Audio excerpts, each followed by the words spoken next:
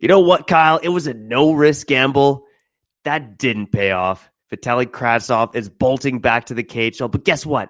We're not bolted anywhere. It's Begsy and it's Bhawan, and you're listening to Locked On Canucks. You're Locked On Canucks, your daily podcast on the Vancouver Canucks. Part of the Locked On Podcast Network, your team every day.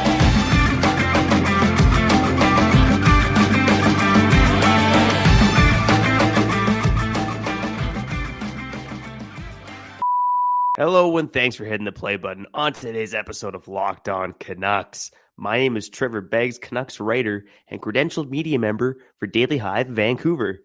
Download the Gametime app, create an account, and use code LOCKEDONNHL for $20 off your first purchase.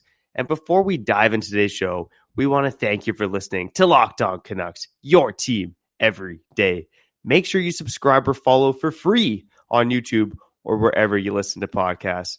On today's episode, we're going to talk about Vitali Kravtsov bolting back to Russia, signing a 2-year deal in the KHL, according to reports. And we're also going to look back at some draft busts from 2014 to 2019. How many top 10 busts have there been in the past few NHL drafts? But first and foremost, someone who could never be labeled a bust, Kyle Bhawan. How you doing, brother? I'm doing pretty good. Post-Squamish, Shuswap Lake trip with the boys, houseboating trip, just a weekend full of bro activities and a lot of laughter, and shout out to friendship and shout out to lifelong friendship. You and I talk about our friendship and how, we're entering, the 10 to 15 year range of our friendship. I was with the boys. One of my homies I've known for 25 years and the other two for 17 years. So you can only imagine the times and the laughs. I'm doing good. I feel refreshed. I also feel a little frustrated, okay? This has nothing to do with Kravtsov. Has something else to do with the Canucks. We'll get to that maybe in a couple minutes. But we got to save the best for last, okay? Too much Kyle Bhawan talking here. Too much Trevor Beggs talking here. We're here for the fans, right? Locked On Canucks, your team every day. We'll get to the comments at the end of the show. I really liked one of these comments. We'll save it for the end. But let's talk about this, man. This guy bolts to the KHL, no longer a Vancouver Canuck. They can still retain his rights if they want to, still do that and have him in their arsenal a couple years from now. But all in all, I'm not surprised at all. And B, I don't really care. Yeah, I think, everydayers know this, but I think you and I both predicted that Kravtsov was not going to be on this team next season. Like, the writing was just on the wall, He comes to Vancouver, he's got lots of opportunity in front of him, and he just lacked hockey sense, man. He lacked hockey sense. He lacked speed. He's supposed to be a dynamic puck distributor, and you just didn't really see any of that in Vancouver. There were flashes here and there, but at the end of the day, 1 goal, 1 assist in 16 games. It was a disappointing season for Kravtsov. I know we're in player review season. I'd be giving this guy, a solid D- for maybe not quite a fail, but a solid D- for his performance with the Canucks this season. And Rick Tocchet called him out. He basically said that this guy needs to work harder. And I guess Kravtsov said, never mind that. I'm just going to go to Russia, make an easy paycheck, and probably be one of the best players in the league. So this isn't the end for Kravtsov necessarily. I know we kind of talked about this a couple weeks ago, Kyle, but is Will Lockwood or Kravtsov going to play more NHL games? And it could be Will Lockwood from here on out. But just remember, a guy hear me out. A guy like Andrei Kuzmenko, okay? Not to say Kuzmenko and Kravtsov are the same players, but it's not unheard of that a guy like Kravtsov could find his game in the KHL, and in 2 years' time, the Canucks might probably going to qualify him as an RFA, retain his rights. Maybe there's a chance in 2 years' time that he's become a top flight player in the KHL. This guy again was a KHL Rookie of the Year in his draft year. So, and there's some tools there, but we just didn't see enough of it in Vancouver. And there's too many wingers on this team, anyways, man. Okay, I don't know if Kravtsov was going to even make this team if he stayed in Vancouver. To be honest with you, especially with Höglander and Podkolzin around too. Yeah, and I get where you're coming from, right? It's never too late, and you and I, right, late bloomers. So we have to give the benefit of the doubt to people like Kravtsov, who's a professional athlete, a first-round pick. He's done a couple good things in this thing called his professional career, his professional hockey career. Yeah, I hope that he can figure this out. I do hope so. Again, I'm just not surprised. Beggsy, you know what happened this weekend, man? I got to say it right now. We're not going to spend 10 minutes talking about Vitali Kravtsov, okay? You know what happened to me, man? I was on the lake, and somebody came up to me. It was during this beach party, right? I'm surrounded by Canadians, like 30 Canadians around the 2 speakers, and we're just having a great time, jamming out, doing our thing. And I met some sports fans, and somebody came up to me and was like, "Yo, this was before Game 3. I know the Florida Panthers are up 3-0 now. Someone came up to me and was like, "Yo, did you see what happened? Did you see what happened with the game? The Canes and the Panthers? Florida won. They're up 2-0. And the first thing I thought of was, oh my God, it's going to happen. We talked about this years ago on other shows, bro. The Florida Panthers are going to win a Stanley Cup before the Vancouver Canucks. And I know comparison is the thief of joy, but I'm feeling ultimate petty right now. And then you had Vegas up 2-0 in their series. Bro, it's going to happen. Florida and Vegas are going to be the best in this great sport called hockey before the Vancouver Canucks could ever claim that title. And I'm not having it, bro. I'm not having it. And that's why right away, immediately, next season matters. It matters. October and November, they got to matter. We need some wins here. I'm done talking about Vitali Kravtsov in May for non-hockey reasons, kind of, sort of, non-NHL reasons. I'm done with stuff like this. I'm done with assuming. I'm also done with being petty, but again, comparison is a thief of joy, and it's all over the place. Florida is 5 wins away from winning a Stanley Cup before the Vancouver Canucks. Vegas is 6 wins away, and Vegas has been here for 14 months in the league. It's crazy. Yeah, it's tough being a Canucks fan, and shout out to the everydayers, the first time listeners, people of all kinds listen to the pod, because it takes a lot of mental fortitude to be a Canucks fan. Like I've said it time and time again, the Canucks are the most cursed franchise in NHL history, potentially in sports history. It's been a lot of sadness, a lot of negativity in this market. And I know what you're saying, like next season matters, but I also just want to see this team built the right way. Like I just want to see a cup in my lifetime. I mean, at the end of the day, I think I'd like to see good hockey on a consistent basis, but I mean, at the end of the day, it's about winning. It's about winning the Stanley Cup. I like to see a Stanley Cup in my lifetime, and I like to see this team, build the right ways to do that. And I think both you and I have questions about if they're actually building the right way right now in terms of, rushing things forward, trading first and second round picks, considering where they are in the standings. So yeah, a lot irks me right now. I try to look at like what Vegas and Florida are doing, and obviously we're trying to compare them to the Canucks a bit. But, Florida's had a really good team for a while, and it's kind of helped right now that their goaltending got hot and really helped put things together. But they got a good team. They got a bit of a mean team, which I think you need in the postseason. And Vegas, man, like Vegas is just something. Yeah, Vegas is just something else, man. Yeah, came into this league hot and killed the expansion draft, and have just been using leverage ever since. So it's tough, man. It's tough. I try not to think about this negativity too much, but it's hard, man. Dude, it's sad, bro. I never thought that this was gonna happen, man. And you touched on it, right? We don't have to touch on it too much with Vegas, because I think it's pretty obvious that they just know what they're doing. And from the get-go, they've just been a winning team. Again, they've already been to as many Western Conference finals as the Canucks have been in 50-plus years, okay? For real. Florida, you mentioned it, right? They've been winning recently, right? Over the last 3, 4, 5 years, whether players are moving in and out. I think culturally speaking, from the top down, they know what they're doing and they know how to win games. This all being said, I saw a stat. They had 1 point less than the Calgary Flames did this season, and now they're 5 wins away from winning the Stanley Cup. So there's a fine line there. Yeah. And I think for some Canucks fans, and this is not necessarily me. I know I'm saying, next season matters. I'm not trying to put that out there, and if it happens, it happens. I'm not trying to put it out there just to say, like, oh, we can win the Cup next year. But when I see Florida do their thing, right, and their recipe for this success this season has been their best players being their best players, and now you get like some unreal level of goaltending, and that's a recipe that could work for the Vancouver Canucks too. It could. But at the same time, I do understand that there's a good chance that Florida is the outlier. It's not going to be a repeating case that this is going to happen. It's a lot. A lot is going on in my mind. I'm sorry, Vitali Kravtsov. We led with you and we lasted 3 minutes, but it's wow. It's going to happen. Florida is going to win a Stanley Cup before the Vancouver Canucks. And I saw their watch party, and again, comparison is a thief of joy, but it just goes to show you. You know what I'm saying?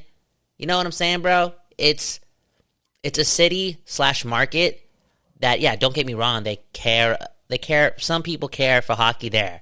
But over the 2.5 decades or 3 decades that they've been in the league, it's just like, come on, do they deserve this? Do they deserve this? What do we deserve?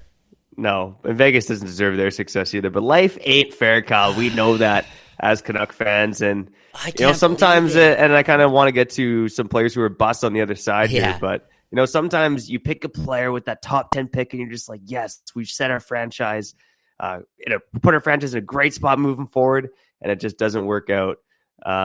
So you got to hit on those top 10 picks, and hey, both Florida's done that. Maybe not so much Vegas. Vegas is a different story, but Florida's hit on a couple of those high picks in terms of Barkov and Ekblad. But maybe let's touch on some busts on the other side and how that's changed things. But first, Kyle, I need to ask: have you ever been stressed out by buying tickets at the last minute? Don't even answer, man. I know you have. Okay, I know that you have. I'm a big last minute deals guy, and I've found that the best place for killer deals at the last minute is Gametime. Gametime, they got my back. I get these emails from Nicole at Gametime, and she's always teasing me with concerts and events this week in my area. Not only are those weekly emails a tease, but Gametime offers me flash deals on last-minute tickets. What's even better than that is that they have a lowest price guarantee along with event protection cancellation. Now I have no choice but to get up my rear end and check out a show on a Friday night. Let me tell you a little bit about the Gametime guarantee. If you find tickets in the same section and row for less, Gametime will credit you with 110% of the difference. So snag the tickets without the stress with Gametime. Download the game. Use code LOCKEDONNHL for $20 off your first purchase. Terms apply. Again, create an account and redeem code LOCKEDONNHL for $20 off. Download Gametime today. Last minute tickets, lowest price, guaranteed.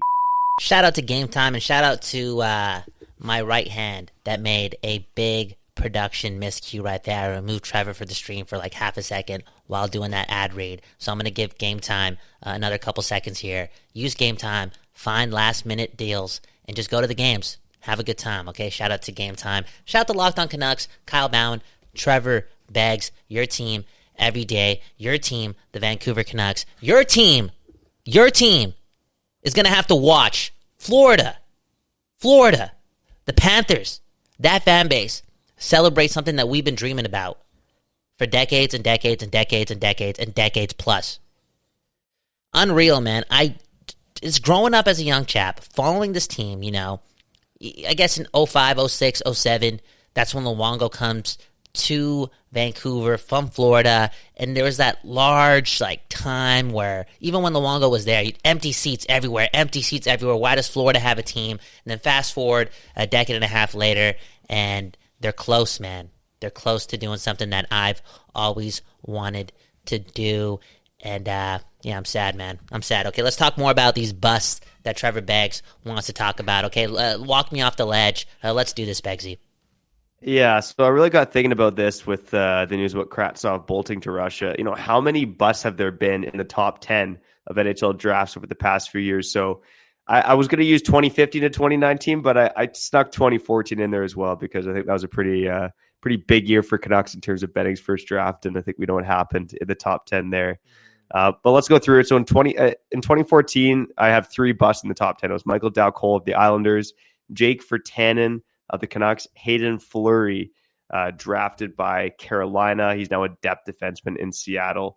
One thing I've noticed going through this too is that I want to say there's an average on 2 busts in the top 10 every draft, which is interesting.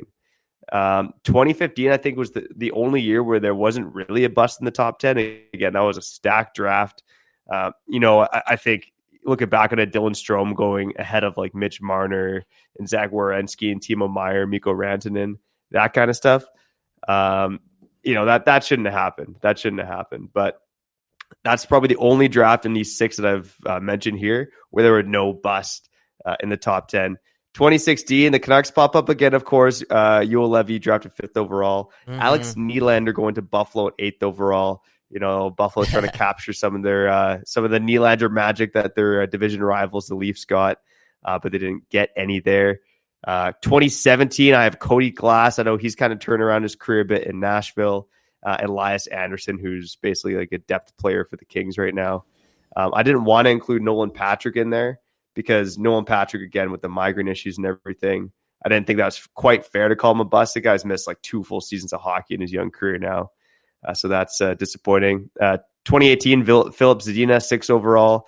Thank you, Detroit, for not taking Quinn Hughes. And Kravtsov went 9th overall in that draft.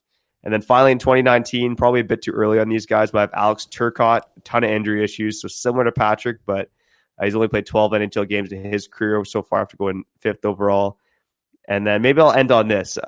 Vasily Podkolzin drafted 10th overall in 2019. Is he? I'm not saying he's a bust right now. Is he in danger of becoming a bust, Kyle? That's a great question, man. That's a great question. And again, for the 4th or 5th time, next season matters. And if it's going to matter, and there's going to be some importance, some money on these games, some substance to these games in October, November, December, February, Podkolzin is going to have to bring something to the table because they're capped out. There's going to be wingers moving, and they're going to need a winger to step up. And, dude, it's only right.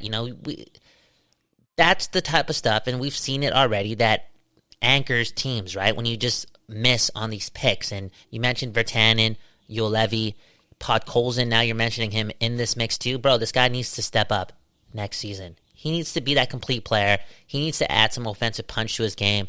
And it's one step at a time, but I don't know about you, but the one thing I want to see from him is being noticeable every single game. And I think we noticed that, especially at the latter end of the season prior to this one that just finished.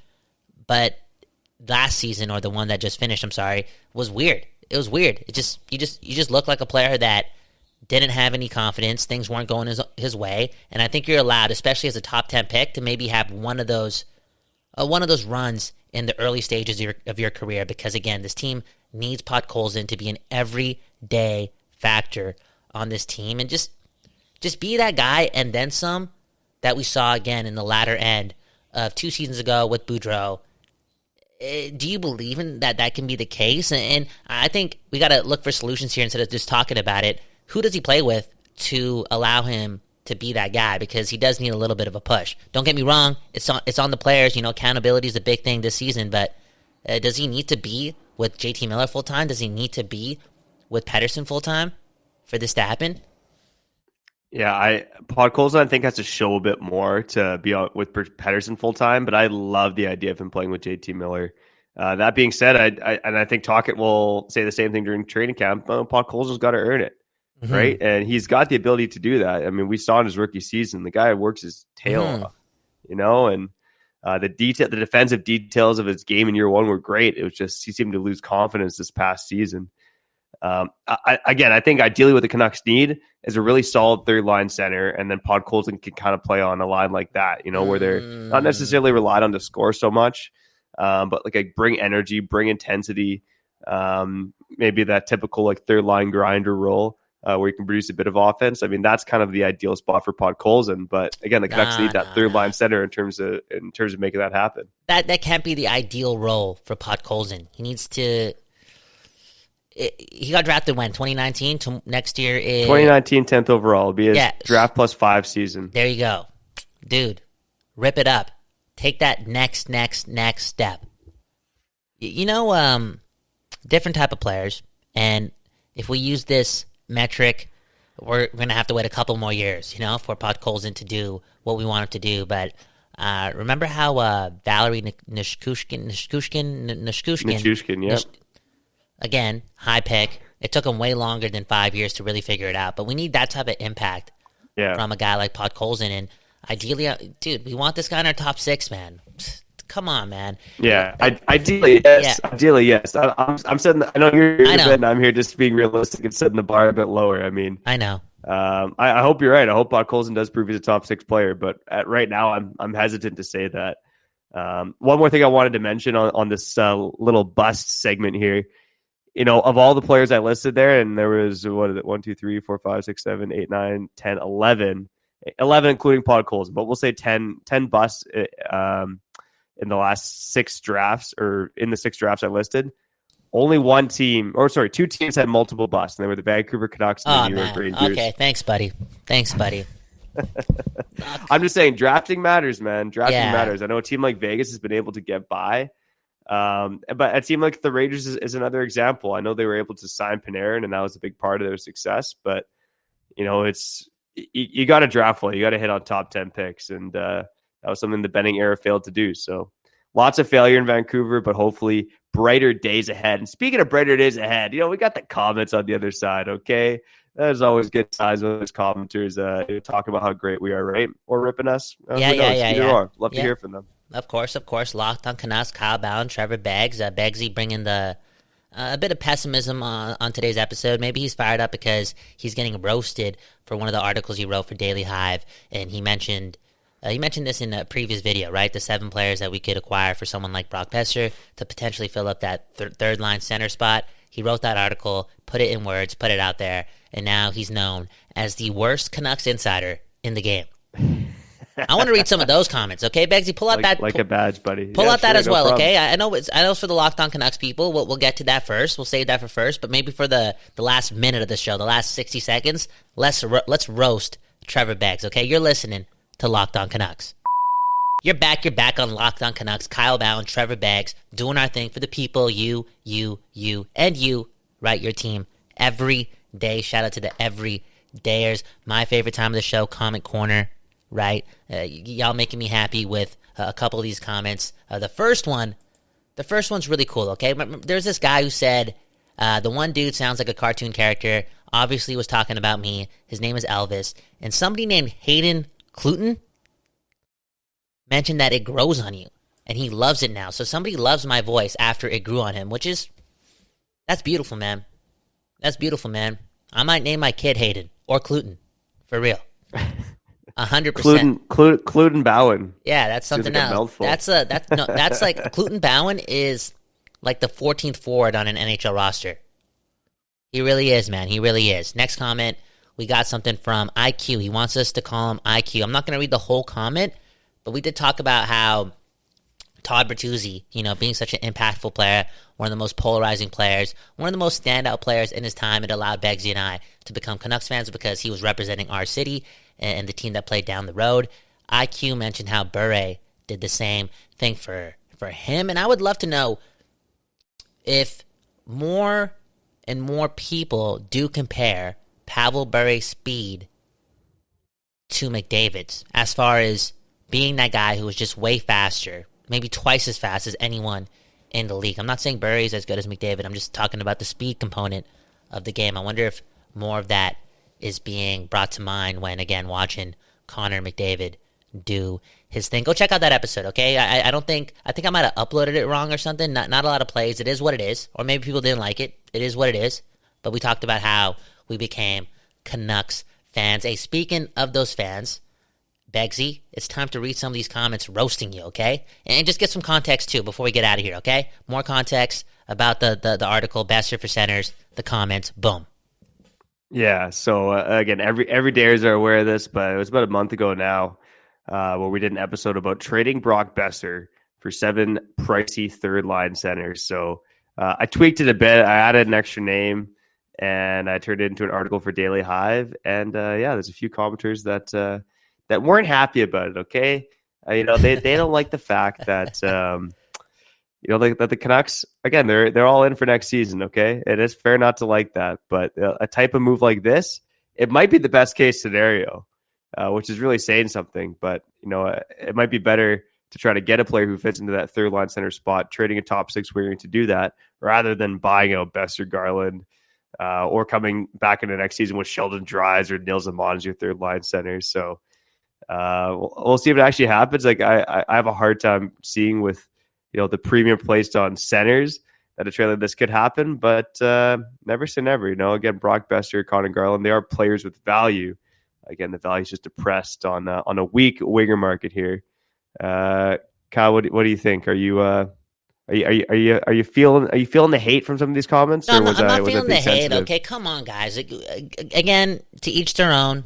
And I kind of like when Trevor gets hate on. I'm not gonna lie, he's a nice guy. It's kind of nice to see him thrown in the hot water. But remember, Beggsy and I are older individuals, man. Okay, so instead of just putting all of our time into hoping the Canucks should do things this way and that way and this way and that way, because we spent the better part of our 20s doing that, we're just kind of following what the team's kind of indicated to us, and it's pretty obvious that they're all in. So they're not going to make moves that cater towards picking up draft picks. And also, they have bad contracts on their team. Nobody's going to help out the Vancouver Canucks. So the hockey trade that's going to be made is probably, most likely, undoubtedly, going to be bad contract for bad contract. Let's hope this works out for us. Both teams are going to be thinking the same thing. It's just the truth. Let's hope that Besser, when we get him, plays over his value or just matches that value. Whatever center we get that has a bad contract, let's hope that this person that's now filling up a role that we need on the team plays to the value of his contract. We're not hoping, again, that the Canucks are going to shed salary. We're not hoping that because it's a waste of time. They're not going to do it. They're not going to do it. They're not going to do it. If they would have done it, they would have done it in the first, 20 months on the job. And a big reason why they can't do it, well, there's two big reasons. A, they don't want to, and B, they can't. Yeah, well, the Canucks are cornered right now. They're a little cornered animal. The market knows that they need to clear cap space, and no one's going to give it to them for free, unfortunately. So, dude, like I said, it might have to be that typical hockey trade, right? Like you're trading a top six winger for a third line center. Yeah. Whether you like it or not, the Canucks have too many wingers, not enough centers. Like that's a move like that is something they need to consider, whether fans like it or not. Yeah, it's 100%, and I think the Canucks and their management group is going to double down on this chase for next season mattering, and they're going to believe in that their philosophy and their due diligence on professional scouting is going to work out. Like they're going to take a swing. It's going to be a bad contract for a bad contract to fill up that third line spot, and they're going to hope it works out. Will it work out? We don't know. We don't know, but it's what this team kind of cornered themselves into doing. And remember, they should buy out OEL to make next season matter a bit more, but they're not going to do it. They mentioned it. They're not going to do it. In this economy, is Aquilini going to pay like how much money to OEL to not do anything after paying Benning and Green to not do anything? You know what I'm saying? After paying Tortorella not to do anything? I think it's... I think what you wrote, it may piss people off, but I could definitely see it happen. Yeah, we'll see. And honestly, I'd prefer something like that. Depending on the actual deal, I'd prefer something like that as opposed to, buying out those two players, Besser, Garland, or, as we had a commenter suggest, trading like Besser in the 11th overall pick for the 19th overall pick. Oh, like yeah. I'd prefer a hockey trade over something like that for sure. But you're right, Kyle. I did bring a bit of negativity to the show today, talking about Bus, calling up the Canucks. Then you talked about the Panthers potentially winning the cup. There's some negativity today. Florida. So later this week, what did I say? The Panthers? Yeah. Florida. No. You did say it, but I'm just saying Florida. Yeah. The Florida Panthers are going to win a Stanley. Bro, ticket, like, not that it matters, but tickets to their Eastern Conference Finals games are like $120.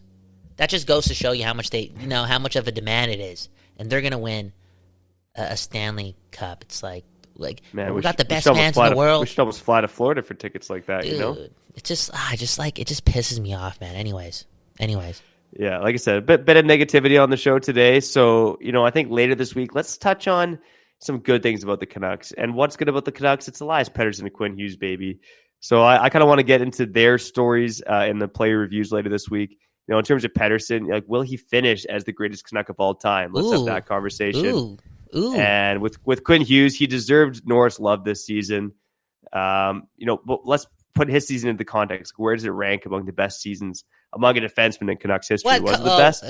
Who knows, man? You're only going to find out by tuning in to Locked On Canucks. So a quick shout out to the everydayers. And if this is your first time listening, welcome. We love you. Stay a little while because we got 5 shows coming out every week because it's Locked On Canucks, your team every day. Thanks for listening. I'm Trevor Beggs. That guy's Kyle Bhawan. And we'll catch you next time on Locked On Canucks. You're Locked On Canucks, your daily podcast on the Vancouver Canucks. Part of the Locked On Podcast Network, your team every day.